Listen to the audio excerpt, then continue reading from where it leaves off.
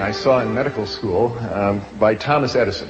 It said, the doctor of the future will give no medicine, but instead will interest his patient in the care of the human frame, in diet, and in the cause and prevention of disease.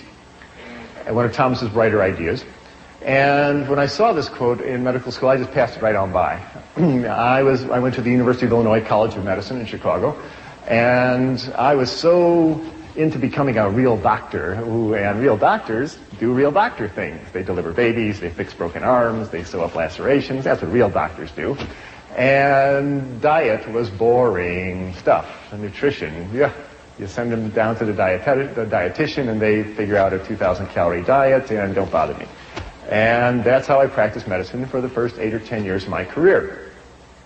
Well, I have soon, or late, come to realize how important what we eat really is in the creation and prevention of so many of the diseases that we see today. And I'll tell you how I came to those realizations. Now, the North American diet has changed. This is not going to be a technical lecture, but I did want to show you this one graph because there are some very significant lines here.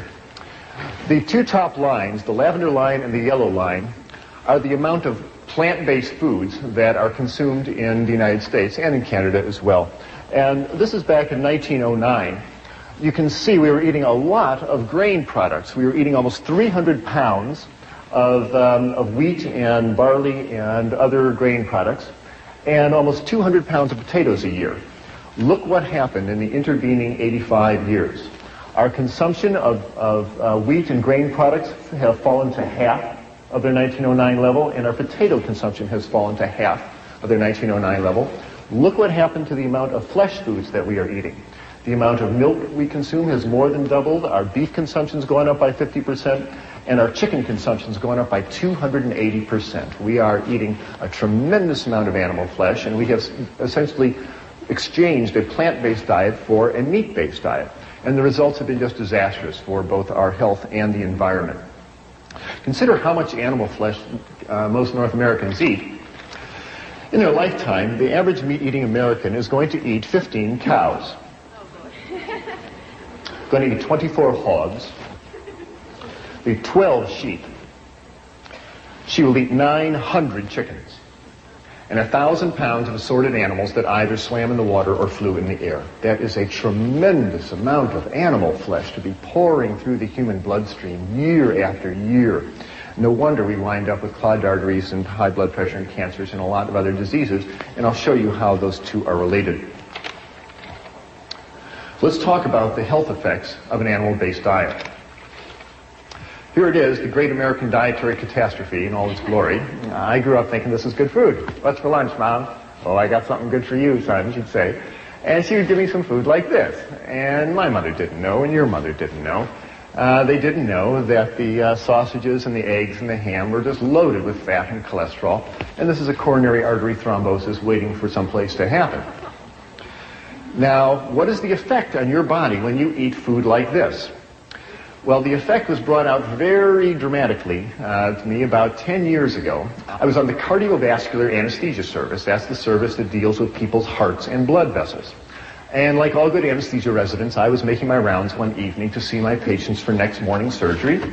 And the last patient I was seeing, I pulled back the curtain, and there was Mr. Phillips. Nice fellow, but he was just huge. He weighed 290 pounds. And he was booked for a 4-vessel coronary artery bypass procedure. He weighed 290 pounds. 290 was also his systolic blood pressure. It was also his cholesterol level. It was also his blood sugar level. I called him Mr. 290. Nice guy, but really clogged up in his arteries. And because it was late at night, it was too late to call the blood drawing technician up to draw his blood test, I drew his preoperative blood work into a glass tube. And I put it out at the nurse's station, and later I came by to pick up the blood tube and take it down to the laboratory. And when I looked at the tube of blood, I couldn't believe my eyes. When you draw blood into a glass tube and let it sit there for an hour, it separates out into two parts, and the red clot settles to the bottom, and the liquid part of the blood, the serum, rises up to the top. Here you see two tubes of blood, and the tube on the left is normal serum, is normal blood. Here you see the dark red clot. And this golden yellow liquid, this is normal serum. This is what your blood is supposed to look like. But I looked at Mr. Phillips' tube, and it was just shocking. The serum floating in his tube was thick and greasy white. It looked like Elmer's glue. It stuck to the sides of the tube when I shook it. I went back into the room. I said, Mr. Phillips, did you eat before you came to the hospital? He said, yes. I said, what did you have? He said, I had a double cheeseburger and a milkshake. And when he said that, I realized what I was looking at was all the fat in the beef burger, and the butter fat, and the cheese, and the butter fat, and the ice cream, and the butter fat, and the milk had oozed out into his blood and turned his blood fatty. It's a well-known clinical phenomenon. It's called lipemia, and it happens every time you eat a fatty meal. You turn your blood fatty, and your blood stays this way for 4 hours until your liver can clear it out of the bloodstream. If you are like most North Americans and eat bacon and eggs for breakfast and a cheeseburger for lunch and fried chicken for dinner and ice cream for dessert, you're keeping your blood fatty all day. The stuff never clears out of the bloodstream. You keep your blood fatty for 40 years, 50 years, 60 years. What do you think is going to happen to the arteries carrying all that fat? I will show you what happens to the arteries carrying all that fat in a few minutes, but it's a disaster. There's a lot of fat in the North American diet, and it's hidden in most foods. You can see the fat around a T-bone steak, but most of the fat is in the muscle of the animal, and it's hidden in the dairy products.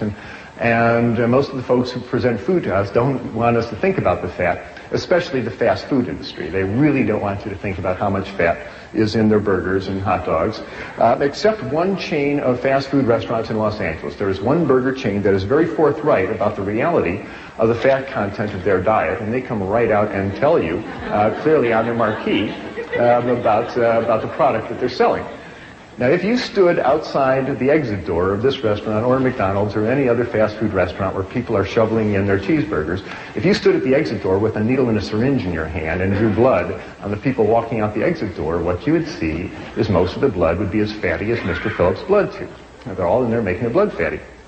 If you ever have a big cheese pizza and a bowl of ice cream afterwards and you feel a little greasy on the inside, it's because you really are. You really go greasy on the inside. Animal fat comes in 3 flavors in the North American diet. It comes in the form of red meat, and the fat is in the meat. It is in the fibers of the animal's muscle, and just trimming off the white fat around the edge of the steak really does not lower the fat and cholesterol content significantly of the meat. So red meat is the #1 source of fat and cholesterol in the North American diet. The second is the yolk of hen's eggs. The egg of a chicken is meant to hatch baby chicks. And the yolk of the hen's egg is one of the most concentrated globs of fat and cholesterol on the planet. It is made to power that baby chicken for 21 days with no other energy.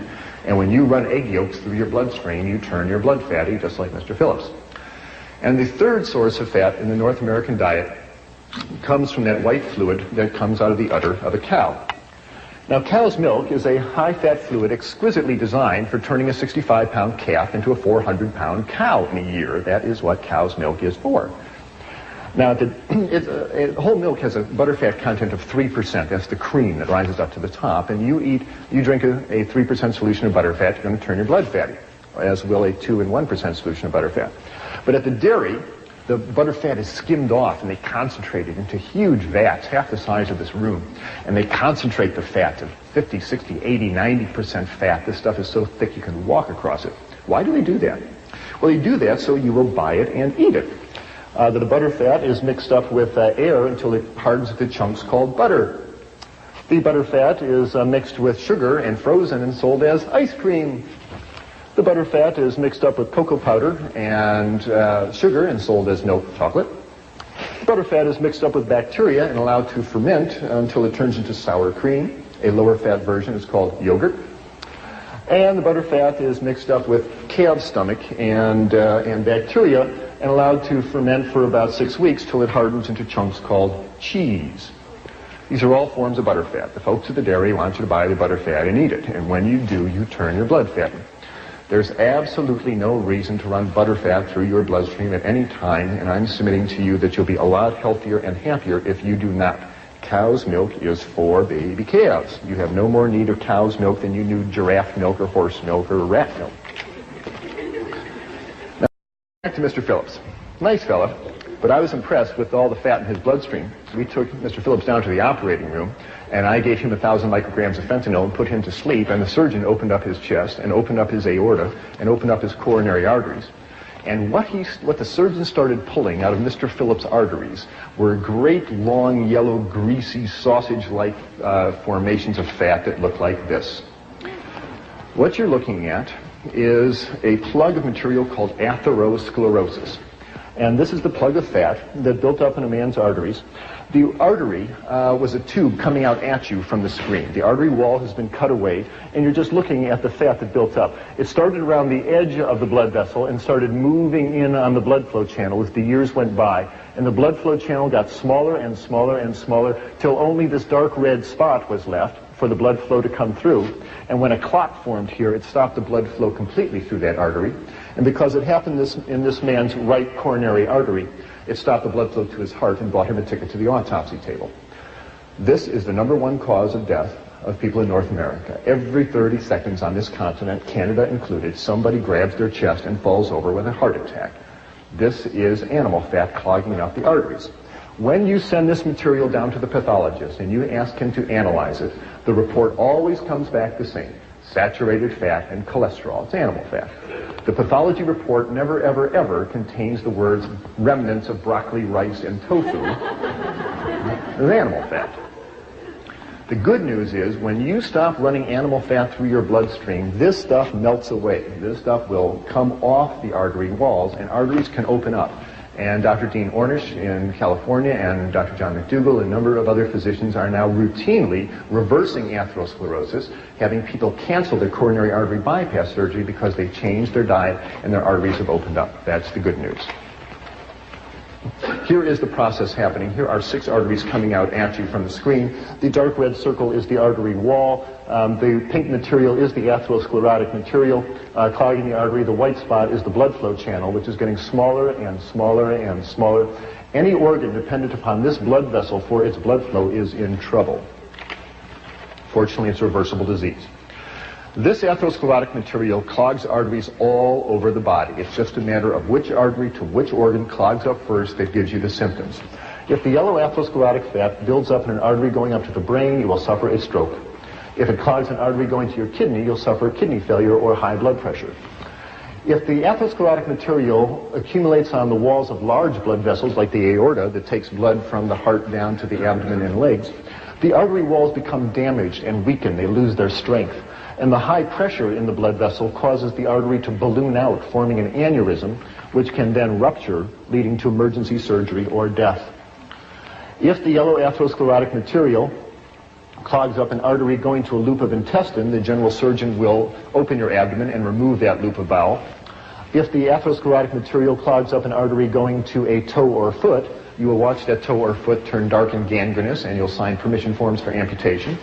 And if the atherosclerotic material clogs an artery going to the heart, you will suffer crushing chest pain when you walk, called angina pectoris. Or if it clogs the blood flow completely and damages the heart muscle, that is a heart attack. People, this is all the same disease. We are talking about animal fat essentially clogging up the arteries throughout the body, and it's the #1 cause of death and disability in North America. And this is essentially a disease of people who eat animals and the products made from animals. You almost never see these diseases in pure vegetarians. And William Costelli, the doctor who runs the Framingham Heart Study, says he has never seen a heart attack in anybody with a cholesterol below 150, and there's good reason for that. Why does this happen? Because all fats are not created equal. There's a fundamental difference between animal fats and plant oils. Animal fats contain cholesterol. No plant food contains cholesterol in any significant amount. It is an animal product. And very importantly, animal fats are highly saturated. They've got lots of hydrogen atoms hanging on them, and that makes animal fats very stiff. In fact, animal fats are solid at body temperature. If you're in a kitchen on a summer day and you've got a piece of T-bone steak on the counter and it's 98.6 degrees out, the same as your body temperature, the fat on that beefsteak is solid. It's a nice white chunk sitting there. If you have a bottle of olive oil on the same table at that same temperature, it's liquid at that same body temperature. I don't know about you, but I don't want to eat any fat that is solid at my body temperature because it's going to start clogging up my arteries. And that's the beauty of plant oils. They're liquid at your body temperature. They really don't cling to your arteries. Animal fats contain a substance called arachidonic acid. And arachidonic acid stimulates the creation in the body of a substance called prostaglandin 2. And prostaglandin sets off lots of inflammatory reactions in the body that can irritate the blood vessels, perhaps contributing to atherosclerosis. It may well cause a lot of inflammatory reactions in the joints, the skin, the bronchial membranes, and other places. Plant oils have a substance called linoleic acid, and that gives rise to substances called prostaglandin 1 and 3, and these are natural anti-inflammatories. They soothe inflammation in the body. So people who are on more vegetarian diets have much less problem with inflammatory diseases. Fundamental difference. You have no need to take animal fats into your bodies at all, and I really suggest you meet all your fat needs, and we need about 50 grams of fat a day. Get it from plant oils. You find it in grains have oils, legumes have oils, nuts, seeds. There's lots of oils available in the plant kingdom. That's where you should meet your oil needs, not from the fat of animals. The other thing about fats is make you fat. Animal fats stick to you. When you eat fats of animals, those fats wash through your bloodstream, and as they cross as they flow through your fat stores under your skin, they stick there. You've got fat cells looking for pre-made fats, and you eat the fat of animals, they stick there. What you see hanging on this man's abdomen really isn't even his fat. That is the fat of all the cows and pigs and chickens and ducks and turkeys and other slow animals that were walking past his table when he had a fork in his hand. Not his fat. The good news is, if he changes his diet and starts eating rice and vegetables and good plant-based foods, this stuff melts away, and people get leaner. It certainly happened to me. Remember the old nursery rhyme of Jack Sprat, who could eat no fat, his wife could eat no lean? You always see Jack portrayed as a lean fella because he ate no animal fats. Mrs. Sprat's always seen sitting down. She has a hard time getting up. Her knees hurt her, her blood pressure goes up, her diabetes gets out of control, so she should leave sitting down. The lesson of Jack Sprat was certainly not lost on me, because back in the operating room in Vancouver, here I was, and now I'm the anesthetist, and I'm standing at the head of the table looking down into the surgical wound, and I'm seeing all this fat in these people's arteries. And I did most of my growing up on a dairy farm in Wisconsin. I've been milking cows since I was 6 and driving tractors since I was 8. And not only was Mr. Phillips eating all these animals, but so was Dr. Clapper. And I was eating cheese and chickens and various other slow animals, and I was getting concerned. Not only should my patients not run all that fat to their bloodstream, but this old doc shouldn't either. So I said to myself, if you don't have to run all this fat to your bloodstream, must you? What is the nutrients in meats and dairy products that if you don't eat them, you're going to be deficient of? So I opened up my books on biochemistry and physiology and nutrition, and guess what I found? There is absolutely no nutrient, no protein, no vitamin, no mineral, no nothing found in meats and dairy products that you cannot obtain on plant-based foods. Consider the biggest animals on the planet, elephants and buffaloes and giraffes. These are vegetarian animals. They grow to thousands of pounds of muscle and bone without ever eating cheeseburgers and pepperoni pizzas. We can do the same. We can certainly build our 140 pounds or whatever it is you need to build in your body. The human body has absolutely no nutritional requirements for animal flesh. If you open up Harrison's textbook of internal medicine, you will find no disease listed acute cow flesh deficiency. Okay? There is no chronic chicken flesh deficiency. There is no such disease because we have no need for these substances whatsoever. Animal fats, they clog you up and they make you fat. 2 good reasons not to eat them. Here's a couple of more. It seems to be fairly clear as study after study comes out that if you are eating large amounts of fats in your diet, you are significantly raising your risk for cancer. If you are a woman eating a lot of fat in your diet, and that's talking about the hidden fat in cheeses and meats, etc., you increase your risk of cancer of the breast. Here are some countries that are compared by how much fat is eaten versus how many women die of breast cancer. And you can see that the Americans and the Dutch, with their big dairy industries, lead the way in not only fat consumption, they lead the way in breast cancer deaths. Thailand is a Buddhist country. They eat very little meat and dairy products, and breast cancers are so rare there, if you find a case of it, you report it at Grand Rounds. This seems to be a disease of diet, of a high-fat diet. If I were a woman with breast and I wanted to decrease my chances of getting breast cancer, I would get the fat out of my diet. And that includes excessive amounts of vegetable oil. You need a little bit of vegetable oil, but you don't want to slather 2 cups of corn oil over your spaghetti for any reason.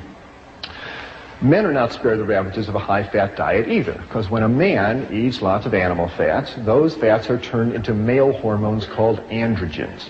And androgens stimulate the prostate gland to get big. In our society, when a man reaches 60 or 70 and his prostate gland gets big, his doctor puts his arm around the patient and says, well, George, that's just part of getting old, your prostate gland's getting big. No, it's not. That's 70 years of running androgen through that prostate gland. No wonder that gland gets big, and prostate cancer is the #1 killer of men. And if you compare countries of the world versus how much fat is eaten and how much men die of prostate cancer, sorts out just the same way. The more fat that is eaten in the country, the more the men die of prostate cancer. And again, it's a very rare disease in Thailand, where people eat rice and vegetables and traditional foods. So, animal fats. They clog you up, they make you fat, and they increase your risk for a number of types of cancers. There's 3 good reasons not to eat animal fats, and as I said, there's absolutely no reason to eat them ever. Now, I'm describing problems with eating animal flesh. They have too much fat, and that includes chicken and fish. Fish has a tremendous amount of fat and cholesterol in it, and chicken flesh is very fatty food. If you ever watch your mother make chicken soup, you ever see all that fat that rises up to the top there? Well, don't kid yourself that chicken is lean meat. It is not. There's just as much fat and cholesterol in chicken as there is in beef. Animal muscle is animal muscle, and when you eat it, it raises the level of fat in your blood, and you do not need it. There's another problem with eating animal flesh. It has too much protein. Now, when I was in medical school, I never heard the words too much protein. I thought the more protein, the better. Put them on a high-protein diet and make them strong. Tain't so. You better believe there's such a thing called too much protein, and most North Americans suffer from it. First of all, what is protein? Protein is the building block material that you use to make the hard structures of your body. Your fingernails are made of protein, your hair is made of protein, your bones are made of protein. It's the brick of our bodies, a solid substance. Now, you don't need very much protein during the day. You only need about 30 grams of protein a day. That's the weight of 10 pennies, okay? Imagine 10 pennies in your hand, that's how much protein you need. But look how much protein the typical North American consumes. On a typical North American eating day, a typical American who has bacon and eggs for breakfast and a glass of milk, who has a cheeseburger and milkshake lunch, and has a beefsteak dinner with a glass of milk and some ice cream for dessert, is clipping along at 150 grams of protein. That is a 5-day supply of protein. That is too much protein. Why? Because your body can't store protein. You can store fats, you can store carbohydrates, you can't store protein. So what happens? Well, your liver starts breaking down that protein, and as it metabolizes it, it releases all sorts of toxic nitrogen-containing waste like urea and ammonia and amino acid fragments. And these have a detrimental effect on the body, because as all these amino acid wastes go through your kidneys, it makes you lose calcium out of your urine. Why does that happen? Because there's fundamental differences between animal protein and plant protein. And I'm talking about the protein in meats and dairy products. Animal proteins contains amino acids that have sulfur, and sulfur makes extra acid in the body. And as acids wash through the bone, they dissolve calcium out of the bones. Plants have much less acid. Animal protein is very concentrated. The muscle of an animal is the most concentrated protein on the planet, and so there's a big bolt of protein that goes into your bloodstream as soon as you eat it. Plant protein is mixed up with fiber. When you eat whole grain rice or whole grain barley, it takes hours for that to be absorbed into your bloodstream. The absorption time is much, much slower. So the less acid nature of plant protein and its slower absorption rate means it's much gentler in the body, and it doesn't pull calcium out of your body. That's a very significant phenomenon. The phenomenon of protein pulling calcium out of your body is appropriately called protein-induced hypercalciuria, too much calcium going out in the urine. What I'm saying is, and it's well documented, when you eat a big bolt of animal protein, whether it be red meat or chicken or fish or even milk, the acid nature of the protein washes through the bones, dissolves the calcium, which then goes out in the urine. And what I'm telling you is that every time you eat a piece of chicken, and every time you eat a piece of fish, ladies, for the next 3 or 4 hours, you urinate calcium out of your body down the toilet. And the investigators who've documented this many times clearly say that high-protein diets cause a negative calcium balance, even in the presence of more than adequate dietary calcium. Even if you are taking calcium tablets and drinking milk, Protein is such a potent yanker-outer of calcium out of your body that you will not be able to keep up with the calcium loss. Does that ring a bell with anybody? It did with the investigators. They said that osteoporosis, thin, crumbly bones that fracture easily, would seem to be an inevitable outcome of continued consumption of a high-protein diet. In our society, we are told that the cause of osteoporosis is not chewing up enough calcium tablets or not drinking enough cow's milk. And you're really told to believe this. There's a lot of medical evidence that says this just is not so. And this was clearly shown, I feel, in a study that was released by Cornell University recently, done by Dr. Colin Campbell, where they investigated thousands of people in the Republic of China.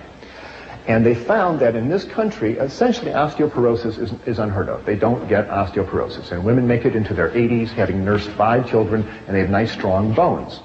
And yet here is a country that consumes essentially no dairy products. The milk isn't available, the cows aren't available, the refrigeration isn't available. They get all their calcium out of grains and greens and fruits and vegetables, and they don't get osteoporosis because they are eating grains and vegetables, and it doesn't make them urinate out their calcium. But it's been clearly shown as the Chinese folks move to the cities, get more affluent, and start eating more meat in their diet, they start losing calcium, and then the osteoporosis appears. It's really becoming apparent that osteoporosis seems to be not so much a disease of calcium deficiency, it's a disease of protein excess. You see osteoporosis in the countries that consume the most protein. In the United States, in Scandinavia, in Europe, and in Australia. That's where you see osteoporosis. You don't see it in China, you don't see it in rural South America, you don't see it in rural Asia, where people are eating grains and vegetables. And I'll tell you, dairy products are no protection against osteoporosis because the Americans and the Canadians and Scandinavians are the people who drink more milk and eat more cheese than anybody else on planet Earth, and they have the worst osteoporosis on the planet. And if dairy products protected you from osteoporosis, you wouldn't see it in North America, and you see just the opposite. Because there's so much protein in dairy products that it actually puts you in negative calcium balance, makes you urinate out your calcium, and Dr. Recker's study clearly showed this. They gave women 3 8-ounce glasses of milk a day for a year, and they were still in negative calcium balance because there's so much protein in milk. Don't rely on dairy products for your calcium. Get it out of grains and greens and fruits and vegetables, but most important, hold on to your calcium by getting all that chicken and fish flesh out of your kidneys and out of your body and out of your bones. There's been studies comparing the bone density of vegetarian women versus meat-eating women, and clearly the vegetarian ladies hold on to their calcium better than the meat-eating women because they're not eating all that protein. The third problem with the North American diet, outside of having too much fat and too much protein, is that it has very little fiber in it. Plant fiber are the starches and sugars in plant foods that are not absorbed out of the intestine into the bloodstream. They stay in the intestine. They pass through the intestine. These plant fibers draw water into the intestine. They make for a nice soft fecal material, makes for a nice normal bowel function. And very importantly, when meat is eaten, and the meat gets down to the colon, the large intestine, the bacteria in the large intestine break down the meat proteins and the bile acids that the liver secretes to digest them, breaks these substances down into cancer-causing substances, into carcinogens called benzopyrene and nitrosamine. And you smear these cancer-causing substances on the inside of your colon for 50 years, 60 years. What do you think is going to set off in there?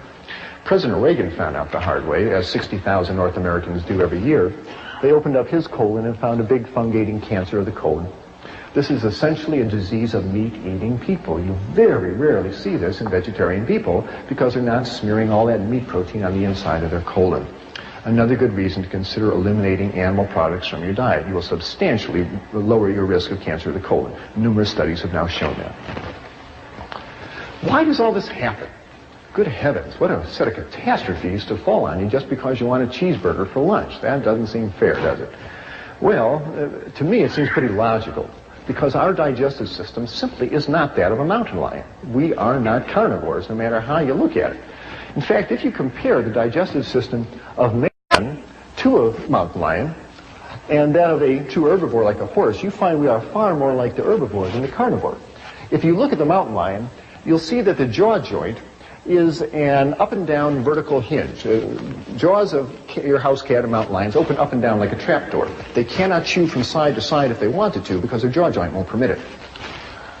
Horses, antelope on the other hand, have nice sliding jaw joints that permit them to chew in a rotary motion.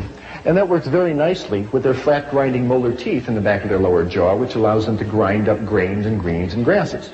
That is exactly the same arrangement that you and I have. We have nice sliding jaw joints and flat grinding molar teeth. The back teeth of your house cat or a mountain lion are overlapping shearing fangs for tearing flesh. We really don't have carnivorous teeth. The stomach acid of a mountain lion is 20 times more concentrated than that of either a horse or a man, because mountain lions are digesting flesh, which is protein that needs a lot of acid.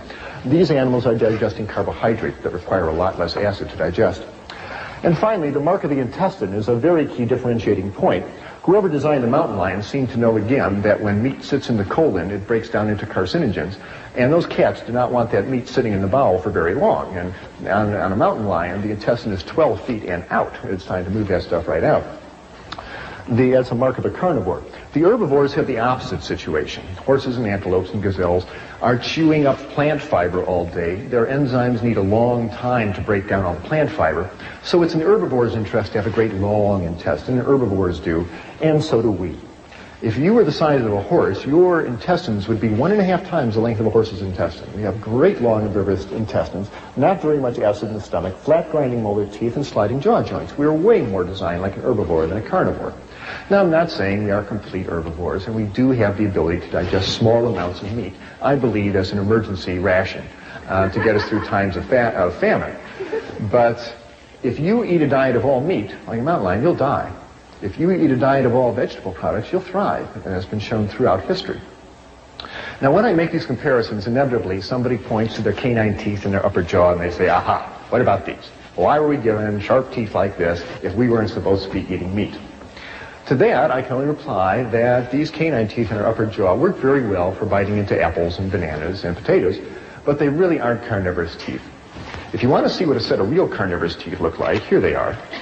Now, if your teeth look like this, you can walk into McDonald's, order 3 Big Macs, say, don't bother to cook them, I'll take them just like they are. But seriously, if you look at the canine teeth on this big cat, compared to the central incisors, you'll see the canines are much longer than the central incisors.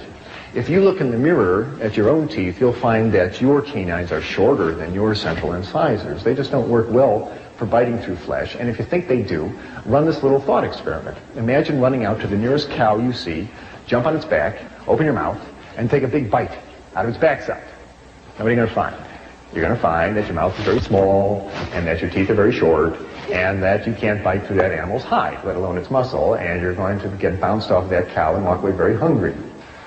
So the effects of an animal-based diet on the human digestive system and the human body has just been disastrous. It has led to an epidemic of clogged arteries, of obesity, of cancer of the colon and the breast and the prostate gland, drains calcium out of our bone, it gives us high blood pressure, and fats on the body soak up insulin, and insulin is what you need to burn up your blood sugar. And people who are obese frequently have adult onset diabetes, and they can't handle their blood sugar.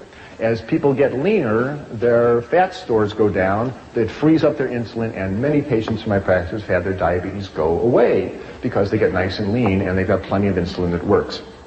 And this has been my experience in my medical practice. When I saw Mr. Phillips and all that fat in his blood, and I decided to change my diet, wonderful things happened. I learned how to make a couple of good breakfasts and lunches and dinners. And I took a walk every day, and something remarkable happened in my body. First of all, most clearly, a 20-pound spare tire of fat around my waist, which I couldn't shake, even though I was running 5 miles a day. That spare tire in 6 weeks just melted right away, and I started waking up in a nice lean, light body, and it felt great. My cholesterol level dropped down from 220 down to 140.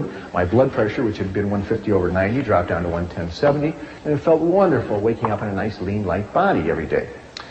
Well, with that, I knew that there was not only a change in my life, but there was a change in my medical career happening, because there I was learning to be an anesthesiologist, and I was literally spending my day putting people to sleep. And I felt that if I wanted to be a good physician and keep people out of hospitals, it was time to help them wake up. So I had 6 months left in my residency, but I went to the head of anesthesia and said, sir, as much as I enjoy anesthesia, I'm going back to general practice. And I did. And I moved down to Florida, and I opened up a little clinic. But this time I was smart. In the clinic, I put in a little kitchen, because you just can't tell what people not to eat. You got to say, here's what you eat. And I had a vegetarian chef come in, And we showed people twice a week how to cook grains and make salad dressings, and we showed them breakfasts and lunches and dinners. And those people who could eat in that delicious style, and it's delicious, and take a walk every day, noticed the same wonderful changes I did. I'd have them come in the office and step on the scale and get their blood pressure checked. And as the weeks went by, this marvelous downward progression of numbers started showing up on their chart. Their weight would go down by about 2 pounds a week if they were overweight. If they had high blood pressure, the blood pressure would come right on down. If they had high cholesterol, the cholesterol level would come right on down. If they were diabetic, their blood sugars would come right on down to normal. And very happily for me, the dosage of powerful medications I had these people on for their high blood pressure and their diabetes, I could lower them right on down, and in fact, many times, get them off those medications completely, including those for high blood pressure and diabetes, those pills that people are told they must take for the rest of their life. It's not that hard to get someone off high blood pressure pills. Just get all that fat and sodium, which is found in the meats and the dairy products, out of their diet, and most people's high blood pressure comes down to normal. But the best part is, they'd be walking out of the office and they say, you know, doctor, it's nice, my blood pressure's down, it's nice, my cholesterol. You know, the best part, I haven't felt this good in years. I feel light and clean, I got energy, I sleep better, my breath is cleaner, I feel good. And that just warmed this old doctor's heart no end. Medical school never really prepared me for people getting healthy. And yet, there they were, getting healthier right in front of my eyes. It was really exciting to see. Now, the problems that I mentioned with meat, too much fat, too much protein, and no fiber, are common to all meats, whether it be red meat or poultry or fish. Have no illusions. Animal muscle is animal muscle, and they all have too much fat, too much protein, and no fiber. But nowadays, animals are not raised in old McDonald's barnyard out in the sunshine, so there's a whole new set of problems because the animals are raised on factory farms in conditions of tremendous overcrowding. These animals are fed grains that are sprayed with herbicides and pesticides. These are fat-soluble substances that concentrate in the flesh and the eggs and the milk of the animals. And the largest amount of pesticides and hydrocarbons coming into your diet are not those sprayed on fruits and vegetables. They come in meats and dairy products. And if you want to decrease the amount of pesticides you eat, consider cutting down the amount of animal products you eat.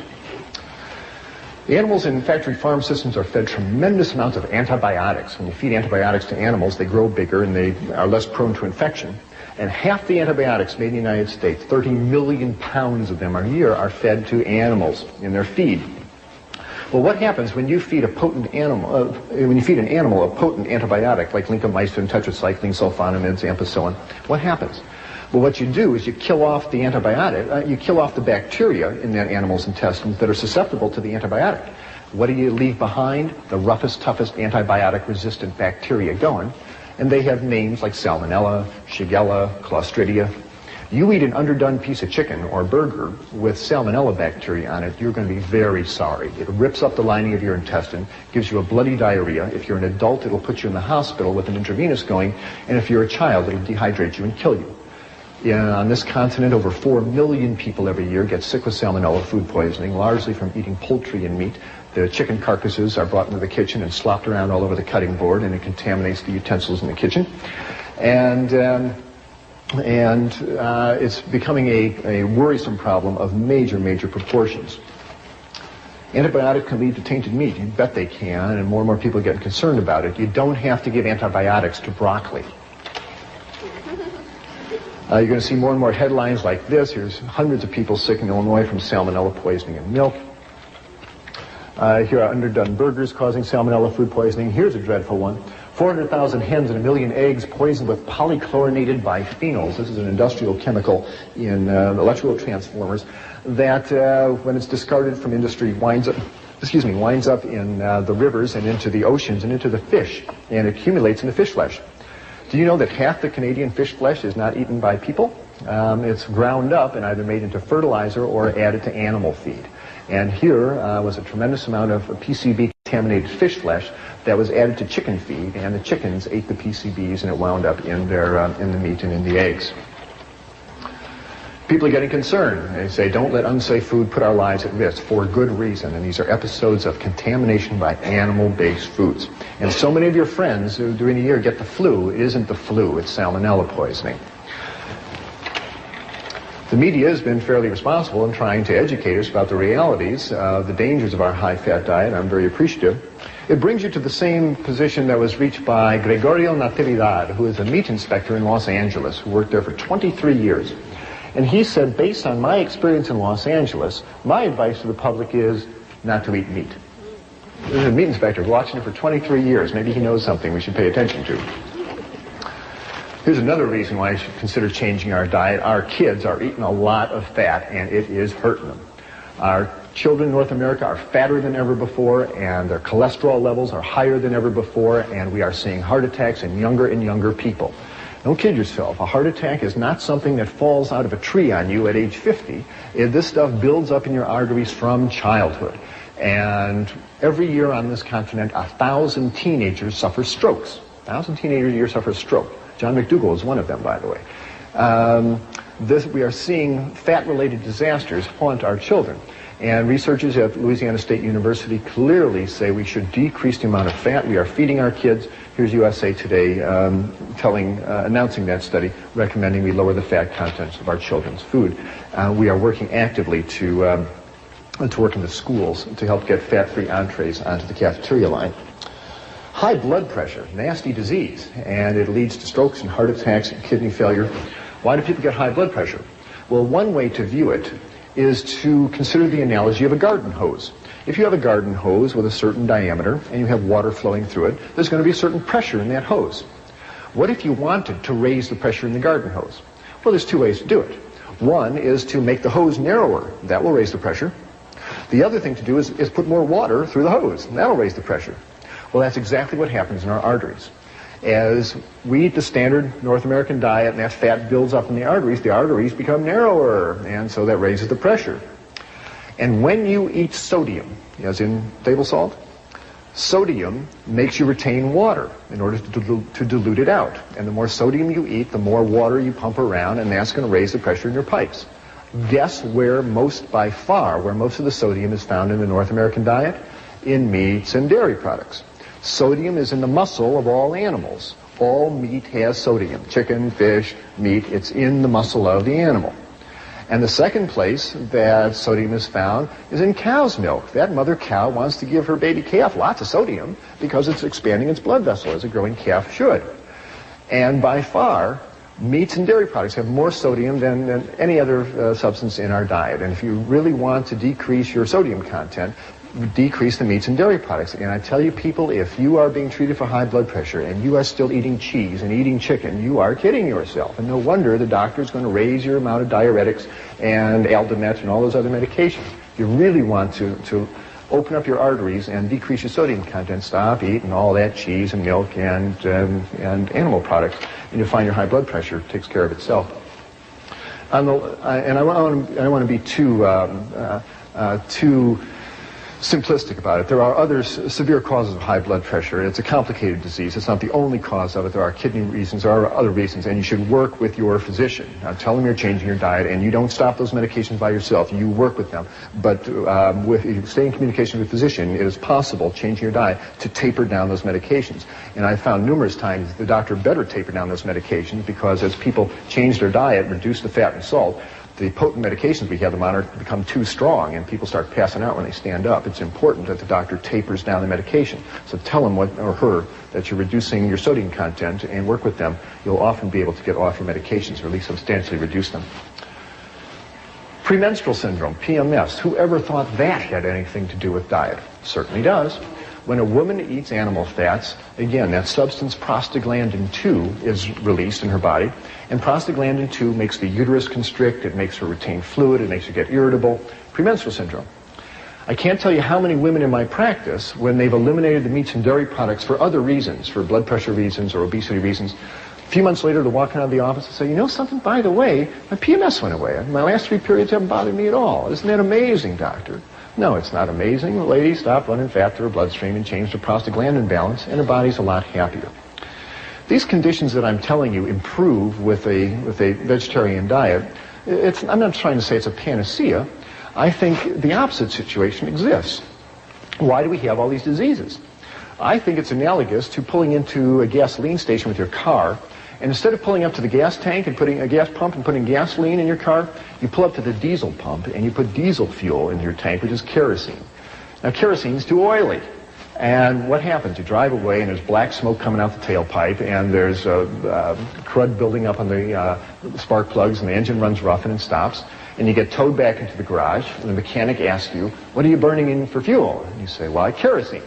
And he says, well, I have an idea. Why don't you try gasoline? And you put gasoline in the car. Oh, works great. Oh, the black smoke disappears. The engine hums along. And you think about the mechanic and say, oh, he's so smart. He's not so smart. He just told you to put the proper fuel in the engine and it'll run fine. Similarly with us. Animal fats are too oily. They're too greasy. They stick to us. They clog us up. Your body cells burn carbohydrates. Your Krebs cycle enzymes burn carbohydrates. We burn sugars and starches. That's what you want to run your body on, not animal fats. Which brings us around to the Seibu Lions of the Japanese Professional Baseball League. More and more world-class athletes are realizing that our body cells burn sugars and starches, not fats. And if you are an athlete about to run a marathon or play tennis or basketball, it is just irrational to sit down to a big T-bone steak and load up on fat and protein. That's exactly what you don't want. You want carbohydrates. And training tables around the world are springing up with fruits and pastas before a match, and that's really what athletes should be eating. Seibu Lions finished in last place in their league in 1981. Their coach put them on a vegetarian diet. The next year they came up, beat everybody in the league, and took the league championship 2 years in a row. There are now vegetarian weightlifters, and Andres Cowling, Mr. Universe down in California, is a vegetarian. James Donaldson, the big 7'3" and center of the Dallas Mavericks, is a vegetarian. There's marathon runners that are vegetarians, cyclists, tennis players. You don't have to eat a bull to be as strong as one, that's for sure. We need a higher viewing of nutrition altogether. The one that we've been given simply isn't working very well. We need a higher viewing. What is the higher viewing? Well, let's talk about the one that isn't working very well. If you learn nutrition like I did, you learned it off this silly poster that hangs in grammar school walls all over this country. And it essentially says that food comes in 4 groups and 4 groups only. It comes in the milk group, in the meat group, in the fruit and vegetable group, and the grain group. And you better have some of every group every day, or you risk becoming sick, malnourished, or dead. Subtle message, but it's what the kids are given. It's what I grew up with. Maybe it's what you grew up with. People, let's get real about the basic 4 food group scheme. It was not, repeat, not, handed down to Moses on Mount Sinai with the 10 Commandments carved in stone.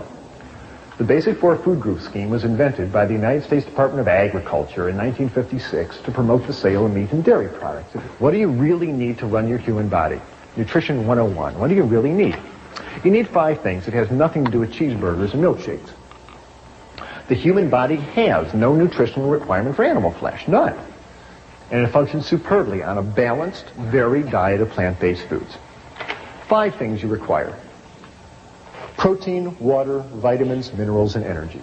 That's what you require. You need a little bit of protein, 30 grams a day. It abounds in grains and legumes and fruits and vegetables. That's no problem getting enough protein. You need 2 quarts of water every day. That's found in the water you drink, the juices you drink, the fruit and vegetables that you eat. That's no problem. You need vitamins and minerals.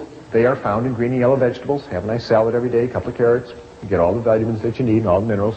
We'll talk about vitamin B12 in a minute. Even that comes from plant-based foods. And you need energy to fire your muscles and make your nerves work. But energy is found in the sugars and starches that are found in fruits and vegetables and starches, and oils that are found in whole grains and avocados and vegetable oils. There's plenty of energy available. That's all you need. Protein, water, vitamins, minerals, and energy, and a little bit of fiber to keep the intestines working normally, but that's an automatic if you're eating whole grains and fruits and vegetables. That's all you need to run your human body, and all of these are found in plant-based foods. You never have to eat an animal if you don't want to. Well, where are you going to get your protein? Perennial question posed to vegetarians. The same place that elephants and buffaloes and giraffes get their protein, you get it out of plant-based food. Grains are loaded with protein. In your diet every day, you need 5% of your calories as protein. Grains are 10% protein. So all the breads that you eat, the dinner grains, rice and barley and millet, lots of protein. The pastas that are made from whole grains, lots of protein. Legumes, anything that grows in a pod is a legume. Beans, peas, chickpeas, lentils, 25% protein, loaded with protein. Green vegetables. No one ever told me broccoli has lots of protein. It sure does. 15% protein in green vegetables. Nuts are a nice source of protein. People say, oh, I don't want to eat nuts. It makes you fat. Not if you're not running butter fat and cheese and egg yolks through your bloodstream. Have a handful of almonds. It's not going to hurt you, and you can use the calcium and the protein for good advantage. Sprouts are a nice source of protein. So are seeds, sunflower seeds, sesame seeds, pumpkin seeds. Lots of protein available. You cannot consume a calorically adequate 2,000 calorie diet made up of grains and legumes and green vegetables, nuts, sprouts, and seeds without guaranteeing yourself 50 grams of high-grade protein. It's in the plant foods. And you don't have to combine grains with legumes. That whole wise tale that they're incomplete proteins is a myth. All plant proteins are complete in and of themselves. Grains are complete protein, beans are complete protein, greens, well, they're all complete. If you want to combine them, that's nice, but have no protein neurosis that if you don't put tofu spread on your whole wheat bread, that is a waste of time. They're all complete proteins all by themselves. And protein from plant foods do not yank the calcium out of your body the way protein from animal foods do. Where are you going to get your calcium? If you're not drinking milk, get your calcium from the same place cows get their calcium. I mean, think about it. Cows don't drink milk. Where do they get the calcium? They get it from green plants. All green plants have calcium in it, and all the broccoli and collards and kale that you eat. Nuts have calcium, seeds, grains. Calcium's in all plant foods. It's easy to get enough calcium, and again, the important thing is that if you're not eating all this concentrated protein in the chicken and the fish, you'll hold on to your calcium and you'll avoid osteoporosis. By the way, the ethnic group with the worst osteoporosis on the planet are the Eskimos. Who eat all that fish. They wind up urinating out the calcium. They dug up an Eskimo skeleton of a lady who died 500 years ago in the ice. She had terrible osteoporosis. So what in the world to eat? Good heavens, he's taken fish away from us and cheese away from us. What is there left to eat? Well, I really think we ought to be basing our diet on grains. Here is a cross-section of a kernel of wheat, but all grains, barley, oats, millet, rye, they're all basically built the same way. Here is the new young wheat plant, and this is the germ, and it's rich in protein and vitamins and minerals and oils, and it's a great source of protein and minerals for us. Here is the starch, the carbohydrate that fuels the little plant. It fuels us just beautifully as well. And all this is wrapped in a layer of bran, the fiber, and it is an excellent package of nutrition for us. Now, who eats grains, you must say? We're not horses. Who eats grains? Well, we do. All the whole grain bread that you're eating has lots of nice protein and fiber in it. And you can have 4 slices of this a day. You will not get fat. It's just carbohydrates and water and fiber, and you'll either burn it or pass it out. I hope nobody is eating white Kleenex bread anymore. If you're going to be eating whole grain bread, get the benefits of all the bran and the protein and the fiber as well. Cereals, nice source of whole grain goodness, and there's lots of good whole grain cereals available in the supermarket these days. This material is called tofu yogurt. I'll tell you about tofu yogurt in a minute. You can cook grains up and add a nut butter like sesame seed butter and turn it into a nice grain loaf, and it takes the place of meatloaf, and you serve it with gravies and sauces. You can take this same grain mixture and mix it up into burger patties and make grain burgers, and it takes the place of hamburgers, and you serve it on a bun with lettuce and tomatoes and sprouts. One nice thing to do is one morning in your kitchen, make up about 50 of these, wrap them in wax paper, and put them in your freezer. Now you got a whole freezer full of burgers. You come time for lunch, whip out a couple, put them in the toaster oven, heat them up, and you got an instant lunch. You don't have to slave over a vegetarian banquet every time. Use your freezer. These foods last a long time. Pastas are a nice source of grain goodness. There's lots of whole grain pastas, corn pastas, oat pastas available these days. Grains can be added to soups. You have vegetable rice soup, bean and barley soup. Wonderful place to get grain goodness into your diet. And a big bowl of this kind of soup and a hunk of dark bread makes a wonderful, nutritious lunch with no cholesterol. Corn is a nice grain. Enjoy it often. Rice is a nice grain. It fuels half the people on the planet tonight. Legumes, wonderful source of protein. 3 tablespoons of this bean salad will give you as much protein as a chicken dinner, but it won't yank calcium out of your bones the way chicken flesh does. The bean family is huge. Lima beans, zucchini beans, navy beans, great northern beans, lots of beans. People say, well, I want to eat beans. Well, they give me gas. The way around that, by the way, is to realize that most of the gas problem comes from a sugar on the surface of the bean called hemicellulose. And hemicellulose is soluble in water. So, if you're going to be making bean soup or bean chili, the night before, take the beans, put them in a pot, cover it with water, and let them soak overnight. The next morning, spill off the soaking water, rinse the beans a couple times, and you'll get rid of most of that hemicellulose and stay a lot more socially acceptable to your friends. Lentils, nice source of protein. Soak them, season them, enjoy them. Probably the legume protein that's consumed most by vegetarians is soy protein in the form of tofu. Tofu is found at all supermarkets these days. You buy it with it's dated, like milk. You buy the tofu with the date furthest in the future, so it's the freshest tofu.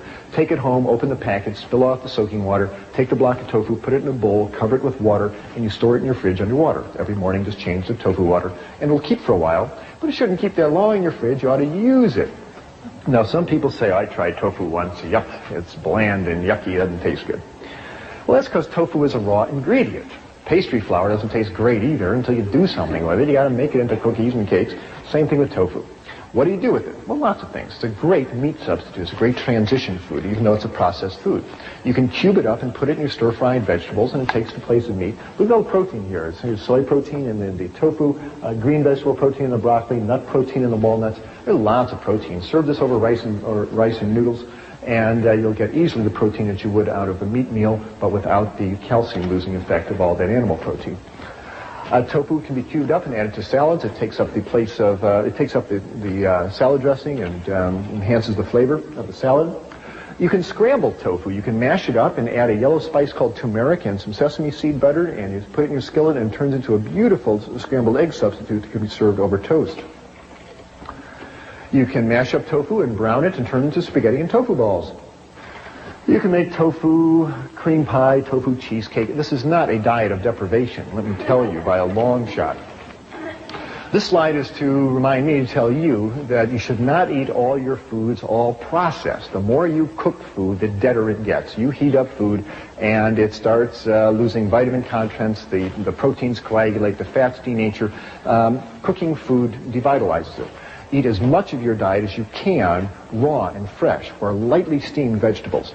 My diet now is about 60-40 raw, 70-30 raw, around there. I can't do a whole raw diet right now. It's not time for me to do that. When I try to do that, I lose weight and start dreaming about potatoes and spaghetti, and so I go back and eat cooked foods. But when I eat all cooked foods, I'm loggy and heavy, and that doesn't feel good either. So think about moving your diet more towards uncooked foods. Vegetables, again, should be lightly steamed or just a quick stir fry and a walk and out. Don't deep fry anything. Keep that food as fresh and vital as you can.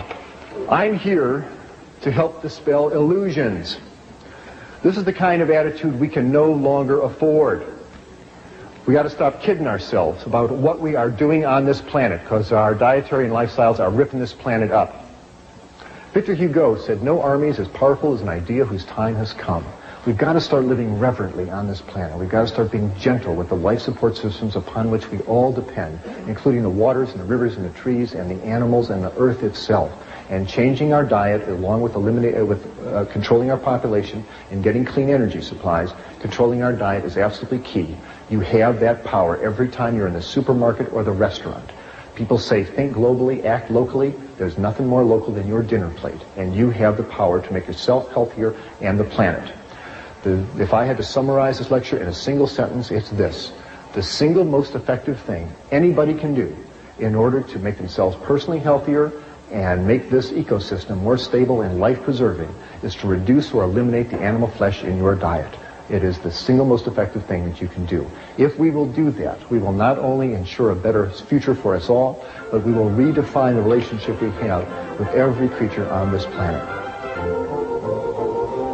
If you want to know more about transitioning to a healthier diet, please stay tuned for information on available support materials.